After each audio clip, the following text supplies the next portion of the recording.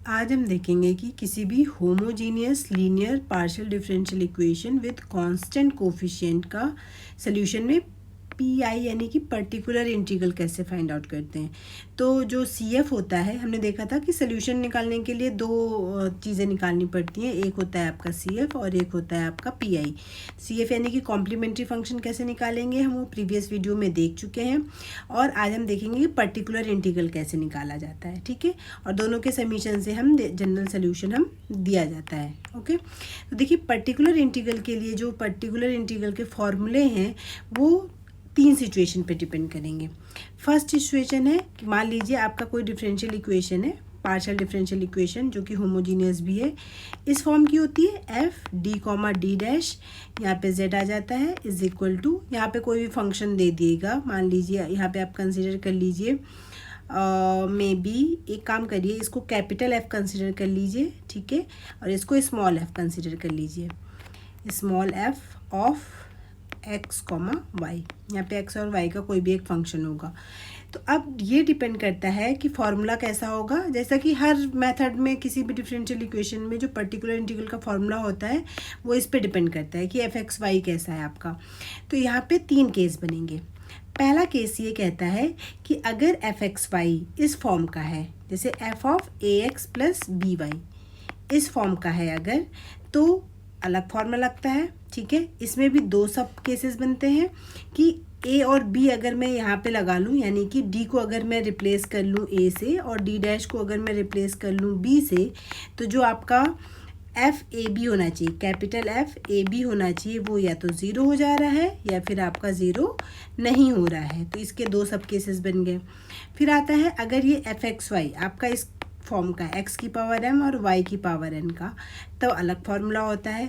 और तीसरा जो फार्मूला होता है जिसे हम कहते हैं जनरल सोल्यूशन, जनरल मेथड। ठीक है, तो ये जनरल मेथड में वो सारे केसेस आ जाते हैं जो ना तो इससे कवर हो रहे हैं और ना ही इससे कवर हो रहे हैं।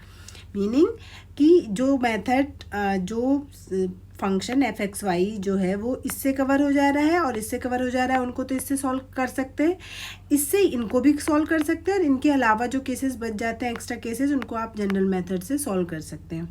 तो आज हमारा जो टारगेट है, ये तीन पार्ट में वीडियोस बनाएंगे हम।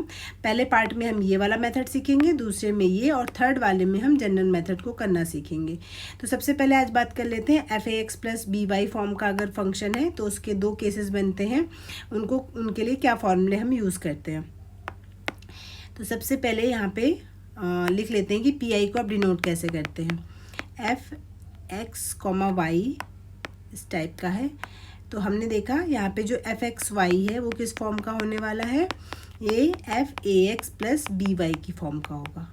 ठीक है, तो जो पी आई होता है उसको हम इस तरीके से डिनोट करते हैं, 1/f D comma D dash, और यहाँ पे जो भी आपका एफ एक्स वाई होता है। ठीक है, तो इसके हम पी आई को हम ऐसे डिनोट करते हैं कि इसको सॉल्व करिए, वही आपका पी आई हो जाएगा।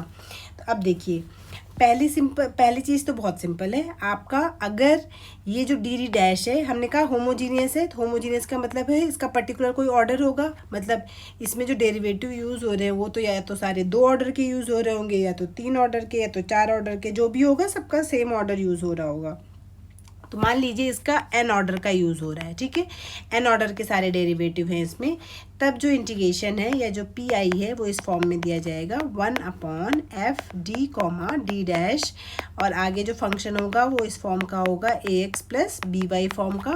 तो ये दिया जाता है आपका 1/f, डी को रिप्लेस कर लीजिए ए से, डी डैश को रिप्लेस कर लीजिए बी से, और nth टाइम इंटीग्रेशन करिए। ठीक है, ये n टाइम्स इंटीग्रेशन करिए इसका F of A x plus B Y का। ठीक है, अब इसका nth टाइम डिफ्रेंशिएशन कैसे करेंगे, एक और लाइन इंक्रीज कर लेते हैं इसमें, F A comma B nth time integration F of, इसको v पूरा कंसिडर करेंगे, एफ वी डी वी कितने टाइम आएगा, जितने टाइम इंटीग्रेशन होगा उतनी बार डी वी आएगा। एक बार इसको इंटीग्रेट कर लीजिए, फिर आप v को फिर से रिप्लेस कर दीजिएगा ए एक्स प्लस बी वाई से। ठीक है। तो ये फॉर्मूला हो गया पहला कि अगर F A x plus B Y है और आपने यहाँ पे क्या करना है, डी की जगह ए रखना है, डी डैश की जगह बी रखना है, और जो यहाँ भी जो भी फंक्शन है उसको ए एक्स प्लस बी वाई को वी पढ़िए और उसको उतने टाइम इंटीग्रेट कर दीजिए जितने ऑर्डर का ये है, वहाँ से आपका आंसर आ जाएगा। अब देखिए ऑब्वियस सी बात है, क्योंकि एफ ए बी नीचे आ रहा है तो ये वाले फॉर्मूले के लिए जो एफ ए बी होना चाहिए वो आपका 0 नॉट इक्वल टू 0 होना चाहिए, ठीक है। तो ये पहला केस इसमें हमने इंक्लूड कर लिया। अब रही बात दूसरे केस की कि in case F A B 0 हो जाता है तो उसके लिए क्या फॉर्मूला यूज़ होगा, ठीक है। इन केस 1/f(d) डैश में यहाँ पे आपका कोई भी फंक्शन था जो कि F A x plus B Y था, वो आपने यहाँ पे ए और बी यूज़ किया तो वो 0 हो गया। तो उस केस के लिए जो फॉर्मूला होता है वो कैसे बनता है, तो ऑब्वियस सी बात है एफ डी डी डैश के अगर आप फैक्टर करेंगे तो अगर इसका एक फैक्टर इस फॉर्म किया जाता है बी डी माइनस ए डी डी डैश का टाइप का फैक्टर आएगा। तो देखिए डी को ए से रिप्लेस करेंगे तो ए भी बन जाएगा, यहाँ पे डी डैश को बी से रिप्लेस करेंगे तो बी डैश ए भी बन जाएगा, तब आएगा 0।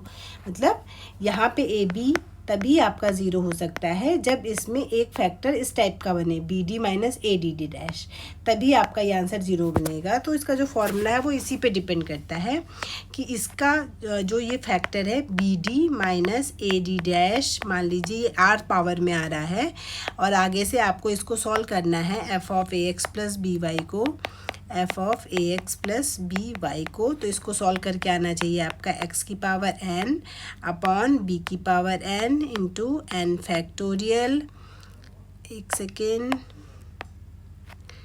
इसको भी n कर लीजिए, n फैक्टोरियल और यहाँ पे F A x plus B Y. Okay, तो जो ये n है वही सारे ये n यूज़ कर रहे हैं। तो इस तरीके से जब ये वाला केस तब है कि जब आपका एफ ए बी अगर आपका 0 हो जाता है, ठीक है। अभी हम एग्जांपल्स करेंगे, अलग अलग टाइप के एग्जांपल्स हम करके देखेंगे। बाकी आप जितना प्रैक्टिस करेंगे आपको चीज़ें उतनी क्लियरली समझ आ पाएंगी, ठीक है। बाकी हम सफिशिएंट एग्जाम्पल तो यहाँ करेंगे ही। तो बस इन्हीं 2 फॉर्मूले पे हम क्वेश्चन करने वाले हैं।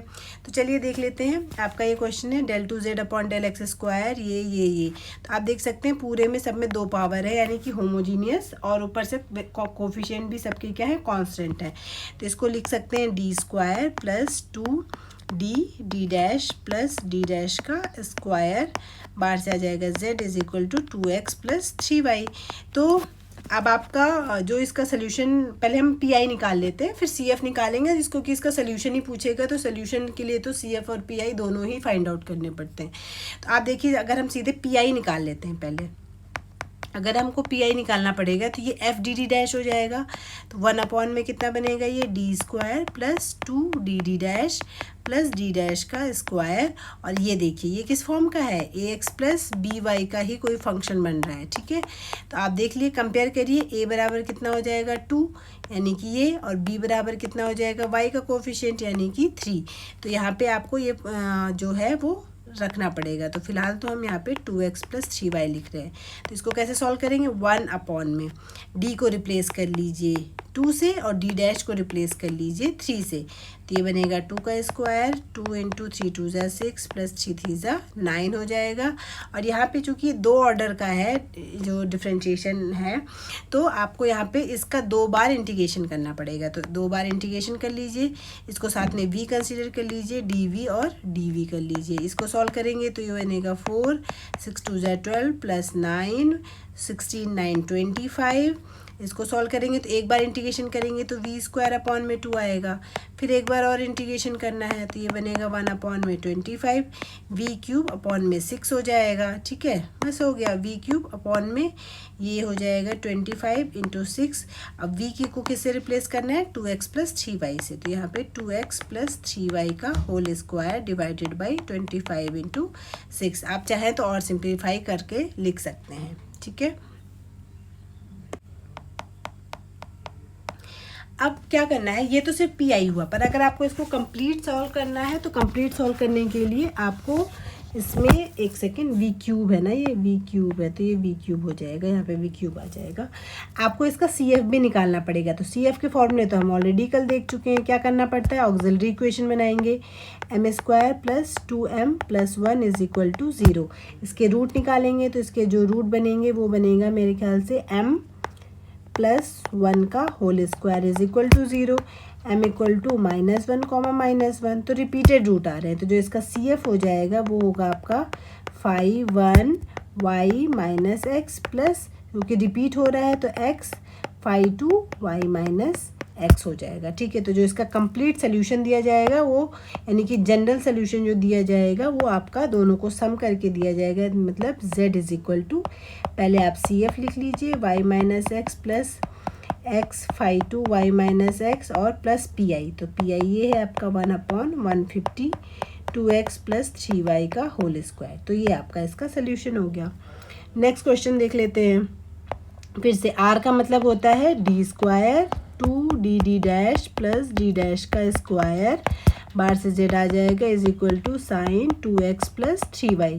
फिर से वही सेम चीज़ है। अब मैं यहाँ पे सी एफ नहीं निकालूंगी क्योंकि सी एफ निकालना हम ऑलरेडी देख चुके हैं, हम सिर्फ आज पी आई की बात करेंगे। ठीक है, पर ध्यान रखिएगा जनरल सोल्यूशन जो होता है वो हमेशा C F plus P I करके ही दिया जाएगा। ओके, तो पी आई निकालिए, तो फिर से वही फॉर्मूला 1 में एफ डी डैश और यहाँ पे जो ये रहता है, तो आप देख सकते हैं ये किसका फंक्शन है, 2x प्लस 3y का ही तो फंक्शन है। ठीक है, साइन में f का मतलब क्या होता है, एफ एक्स का मतलब होता है साइन x भी हो सकता है, e की पावर x भी हो सकता है, cos x भी हो सकता है। तो यहाँ पे f of A x plus B y में कुछ भी हो सकता है, sine of A x plus B y, e की power of A x plus B y, कुछ भी लिख सकते हैं। फंक्शन तो किसी भी फॉर्म में हो सकता है। तो इसी तरीके से यहाँ पे जो आपको वैल्यू दी हुई है वो यहाँ पे साइन में दी हुई है, तो यहाँ पे हो जाएगा आपका is equal to sine of 2x plus 3y, यानी कि ये भी कौन सा फॉर्म हो गई, ये जो हमने यहाँ पे पहले यूज़ करी थी F of A x plus B Y की ही फॉर्म हो गई। तो अब देखिए sign of 2x plus 3y लिख लिया हमने इज इक्वल टू 1 में लिख लीजिए D square minus 2dd dash plus D dash का स्क्वायर, यहाँ पे लिख लीजिए इसको साइन 2x प्लस 3y। अब क्या करना होता है, डी को रिप्लेस करना होता है 2 से, डी डैश को रिप्लेस करना होता है 3 से।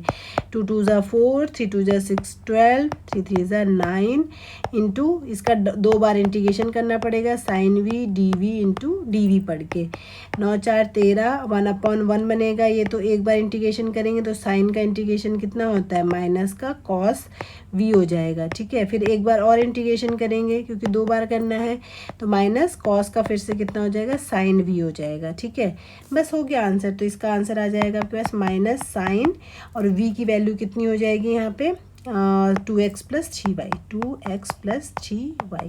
तो ये आपका आंसर हो जाएगा पी आई का।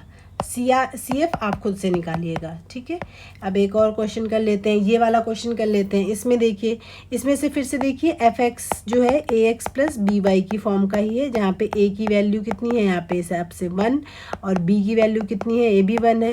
तो फिर से 1 में ये पूरा लिख लेते हैं D cube minus 2d square D dash minus d dash का स्क्वायर प्लस 2d डैश का क्यूब और यहाँ पे आ जाएगा आपका e की पावर x प्लस वाई। तो आप देख सकते हैं इसमें टोटल 3 ऑर्डर के डेरिवेटिव ही सारे यूज़ हुए हैं। ठीक है, तो पहले आप यहाँ पे d की जगह 1 और d डैश की जगह 1 रखिए, तो 1 माइनस 2 माइनस 1 प्लस 2, तो ये तो पूरा 0 ही हो जा रहा है। तो ये कौन सा केस बना, एफ ए बी, जहाँ पे क्या हो जाता है आपका 0 के इक्वल होता है। ठीक है, यहाँ पे जो ये चीज़ है वो 0 के इक्वल आ रही है। तो इसका फॉर्मूला हमने देखा था, क्या होता है इसका फॉर्मूला, आपको पहले इसके फैक्टर करने पड़ेंगे। तो फैक्टर करने के लिए आप देखिए इसमें क्या आ जाएगा, अपने अकॉर्डिंग कर सकते हैं फैक्टर जो आपको सुटेबल लगे। तो यहाँ पे पहले देखिए इससे मैं डी स्क्वायर कॉमन कर लूँगी तो डी माइनस 2d डैश बचेगा, यहाँ से डी डैश स्क्वायर कॉमन कर लूँगी माइनस के साथ, माइनस का डी डैश का स्क्वायर कॉमन किया, यहाँ पे डी माइनस 2d डैश बचेगा, ठीक है। और यहाँ पे e की पावर x प्लस वाई तो चलेगा ही। हम ये सब इसलिए कर रहे हैं क्योंकि ये ज़ीरो हो जा रहा है ना ए बी रखने पर, तो अगर ज़ीरो नहीं होता तो सीधे सीधे आंसर आ जाता, बट ये ज़ीरो हो जा रहा है तो हम दूसरी चीज़ यूज़ करने वाले हैं। 1 में ये बनेगा आपके पास d square minus d dash का square d minus 2d dash e की पावर x प्लस वाई। फिर अब क्या कर सकते हैं, 1 में इसको और फैक्टर करिए, डी माइनस डी डैश कर दीजिए, डी मतलब वो फैक्टर ढूंढिए जहाँ से ये ज़ीरो हो जा रहा है, जिसकी वजह से ज़ीरो हो रहा है। तो ये देखिए डी प्लस डी डैश बनेगा, ये बनेगा डी माइनस 2d डैश ई की पावर x प्लस वाई। तो अगर आप देखेंगे मैं अगर ए की जगह मतलब डी की जगह 1 और डी डैश की जगह अगर 1 लगाऊंगी तो ये तो ज़ीरो नहीं हो रहा, ये भी ज़ीरो नहीं हो रहा, कौन सा ज़ीरो हो जा रहा है, इसकी वजह से ज़ीरो हो रहा है, ठीक है। तो अब आप क्या कर सकते हैं, इसको बाद के लिए छोड़ना चाहें पहले करना चाहें तो पहले कर दें, बाद में करना चाहें तो बाद में कर दें। इसको बाद के लिए छोड़ देते हैं, पहले इसको नॉर्मल सॉल्व कर लेते हैं, ठीक है। तो इसमें 3 फैक्टर बन गए, 1 में डी माइनस डी डैश जिसकी वजह से जीरो हो रहा था, और ये जो फैक्टर है यहाँ पे डी प्लस डी डैश और डी माइनस 2d डैश, ये ज़ीरो नहीं हो रहे हैं की पावर x प्लस वाई की वजह से, ठीक है। तो इनको तो ऐसे सॉल्व कर लीजिए कि जैसे आप नॉर्मल सॉल्व कर रहे हैं, जो पहला वाला फॉर्मूला था FAB नॉट इक्वल टू 0, ठीक है। तो उसको सॉल्व कर लीजिए, यहाँ पे देखिए क्या आता है, इसको सॉल्व करेंगे तो 1 में डी माइनस डी डैश। अब देखिए टोटल इसमें भी एक डी यूज़ हो रहा है, इसमें भी एक डी, टोटल 2 ऑर्डर, दोनों को अगर मैं मल्टीप्लाई कर दूँ तो 2 ऑर्डर का यूज़ होगा, ठीक है। या फिर आप एक एक करके भी सॉल्व कर सकते हैं, कोई प्रॉब्लम नहीं है। यहाँ पे आप डी प्लस डी डैश लिखिए, इसको सॉल्व कर लीजिए, ठीक है। किसको, 1 में ये जो आपका लिखा हुआ है 2d डैश और यहाँ पे ई की पावर x प्लस वाई, पहले इसको सॉल्व कर लीजिए। डी माइनस डी डैश आ जाएगा, यहाँ पे डी प्लस डी डैश आ जाएगा। इसको सॉल्व करेंगे तो क्योंकि एक ही ऑर्डर के डेरिवेटिव यूज़ हो रहे हैं तो एक ही बार इंटीग्रेशन करेंगे, ई की power v into D V, और यहाँ पे डी की जगह 1 और डी डैश की जगह 1 लगाएंगे तो आंसर आएगा आपके पास 1 माइनस 2 यानी कि -1। तो उसको आप सॉल्व कर लीजिए, ये हो जाएगा आपके पास डी माइनस डी डैश, ये हो जाएगा आपके पास डी प्लस डी डैश, ये बनेगा माइनस ई की पावर v यानी कि x प्लस वाई, ये बन गया। तो आप माइनस चाहें तो आप आगे भी बैलेंस कर सकती हैं इस वाली माइनस को, ठीक है। तो हमने इस वाला माइनस आगे लगा लिया। अब इसकी बारी है, अब इसमें देखिए 1 और 1 लगाएंगे इन दोनों की जगह तो फिर जीरो नहीं हो रहा, तो जीरो नहीं हो रहा तो इसका मतलब पहला वाला ही फॉर्मूला आपका काम करेगा, यानी कि इंटीग्रेशन 1 और 1 लगाएंगे तो 2 बन जाएगा ई की power v into D V, क्योंकि एक ऑर्डर का डेरिवेटिव है तो एक ही बार इंटीग्रेशन करना पड़ेगा। माइनस 1 में डी माइनस डी डैश 1/2 ई की पावर v, ये बनेगा माइनस 1/2 ये डी माइनस डी डैश, और ई की पावर v का मतलब ई की पावर x प्लस वाई। अब फॉर्मूला लगा लीजिए। ये देखिए हमने फॉर्मूला लिखा था जिसमें जीरो हो जाता है कि अगर ये इस फॉर्म का है, देखिए 1 में b D minus A D dash की power n of f of A x plus B Y है। तो यहाँ पे अगर हम कंपेयर करेंगे तो हमारा क्या है, d माइनस डी डैश है और यहाँ पे e की पावर x प्लस वाई है। तो कंपेयर करेंगे तो a और b की वैल्यू कितनी आ रही है आपके यहाँ पे 1 आ रही है, तो आंसर, और n की वैल्यू कितनी है, इसकी पावर कितनी चल रही है 1। तो यहाँ के हिसाब से फॉर्मूला लगाएंगे, n की जगह तो 1 लगा लीजिए और b की जगह 1 लगा लीजिए, तो ये बनेगा, और f of A x plus B Y आपकी e की पावर x प्लस वाई है, तो x e की पावर x प्लस वाई, ठीक है। तो यहाँ से ये वाली वैल्यू पुट कर लीजिए इसमें, माइनस 1/2 x e की पावर x प्लस वाई। तो इसको सॉल्व करके ये आएगा, ठीक है। तो आई होप आपको क्लियर हो गया होगा कि ज़ीरो जब आएगा तो आपको वाला पहले पार्ट एक्सक्लूड करना है जिसकी वजह से ज़ीरो आ रहा है, ठीक है। दूसरा तरीका ये भी है, आप यहाँ पे इसको इस तरीके से भी सॉल्व कर सकते हैं। देखिए कैसे सॉल्व कर सकते हैं, यहाँ पे समझा देते हैं इसको। एक दूसरा तरीका ये भी है इसको सॉल्व करने का, 1 में यहाँ पे हमने फैक्टर कर लिया था डी माइनस डी डैश, यहाँ पे डी प्लस डी डैश, और ये था आपका d माइनस 2d डैश, और यहाँ पे e की पावर x प्लस वाई। अब इन दोनों की वजह से तो ज़ीरो नहीं हो रहा है तो इनको एक साथ सॉल्व कर लेते हैं, 1 माइनस d डैश हो जाएगा। अब देखो एक ऑर्डर इसमें, एक ऑर्डर मल्टीप्लाई करेंगे तो 2 के मल्टीप्लाई आएंगे, यानी स्क्वायर बनेगा, यानी कि आप क्या कर लीजिए, डबल इंटीग्रेशन कर दीजिए e की power v into D V करके, और क्या करेंगे यहाँ पे आप d की जगह 1 और d डैश की जगह 1 रखेंगे तो टोटल क्या बनेगा यहाँ से, ये माइनस 1/2 बन जाएगा, ठीक है। इसको 2 बार इंटीग्रेट करेंगे तो e की पावर v ही बनेगा, तो ये बनेगा 1/d minus d dash minus 1/2 ई की पावर वी, एक बार करेंगे दोबारा करेंगे फिर ई की पावर वी आएगा, तो वी को फिर से रिप्लेस कर लेंगे एक्स प्लस वाई से। तो आप देख सकते हैं ये सेम वही लाइन बन रही है ये वाली, ठीक है। तो इसके बाद तो ये आ ही जाएगा। तो आप इस तरीके से भी कर सकते हैं और इस तरीके से भी कर सकते हैं। आई होप आपको ये क्वेश्चन क्लियर हो गया होगा। अब एक लास्ट क्वेश्चन ले लेते हैं कि इसको कैसे करेंगे कि अगर मिक्स फॉर्म में हो, जैसे कि इसमें आपको ये वाला टर्म अलग तरीके का है, ये वाला टर्म अलग तरीके का है, तो दोनों के साथ अलग अलग सॉल्व कर लीजिए। तो इसका जो पी आई होगा वो ऐसे दिया जाएगा d² minus d dash minus 2d dash का स्क्वायर। दो फॉर्म बना लीजिए, 2x प्लस 3y के साथ अलग कर लीजिए और 1 में d² minus d dash minus 2d dash का स्क्वायर और e की पावर 3x प्लस 4y को अलग कर लीजिए।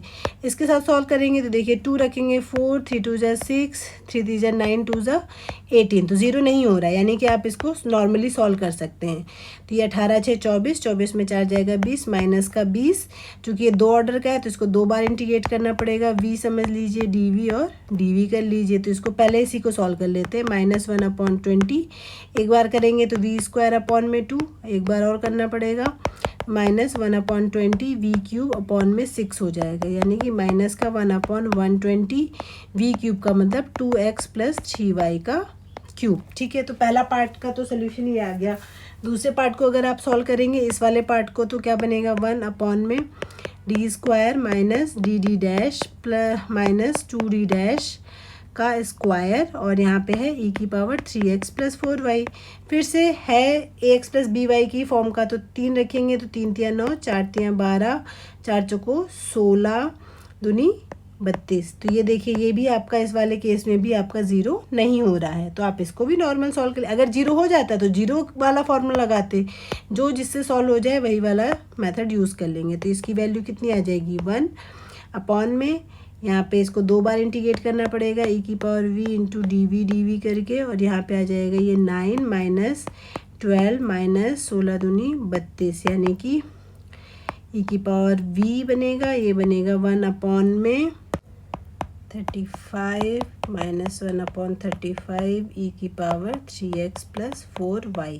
तो जो फाइनल सोल्यूशन दिया जाएगा वो दिया जाएगा दोनों को ऐड करके, जो कि हो जाएगा आपका माइनस 1/120 2x प्लस 3y का होल क्यूब, और यहाँ से आ जाएगा माइनस 1/35 e की पावर 3x प्लस 4y।